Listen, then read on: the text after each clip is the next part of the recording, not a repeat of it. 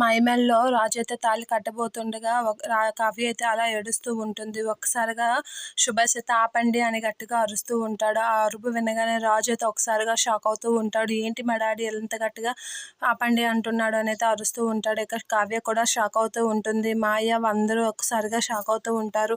ఆ మాటలకి అపర్ణ కూడా షాక్ అవుతూ ఉంటుంది. ఏంటి ఒకసారిగా ఈయన ఎంత గట్టిగా తల్లడిల్లిపోతున్నాడు అనేది అనుకుంటూ ఉంటుంది అపర్ణ. ఇక రుద్రాని వీళ్ళందరూ అయితే అలా చూస్తూ ఉంటారు. చాలురా నువ్వు ఇంతవరకు చేసింది చాలు, నువ్వు ఇప్పుడు లెగు అని చెప్పి అంటూ ఉంటాడు. ఇక మాయతోనైతే లేవే, నువ్వు ఇక్కడి నుంచి లెగిసి బయటికి రా అని గట్టిగా అంటూ ఉంటాడు. ఆ మాటలకి స్వప్న అయితే లెగవే, లెమ్మని చెప్తుంటే లెగవేంటి ఇంకా అని చెప్పి అంటూ ఉంటుంది.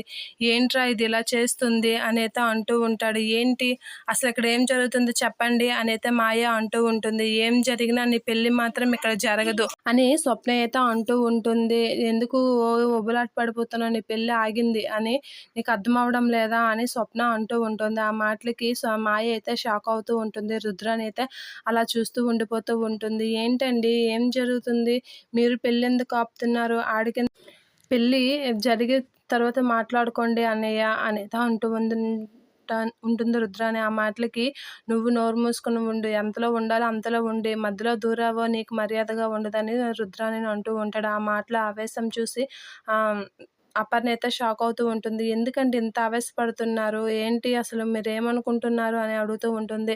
నా కొడుక్కి అన్యాయం జరగడం నాకు ఇష్టం లేదు అని అంటూ ఉంటాడు. నీ కొడుక్కి అన్యాయం జరగడం ఏంటండి, రాజు కోరుకున్న పెళ్ళే కదా ఇది అని అంటే, కాదు రాజు జీవితం నాశనం అవుతుంటే నేను ఎలా చూస్తూ ఉంటాను అని సుభాష్ గట్టిగా అంటూ ఉంటాడు.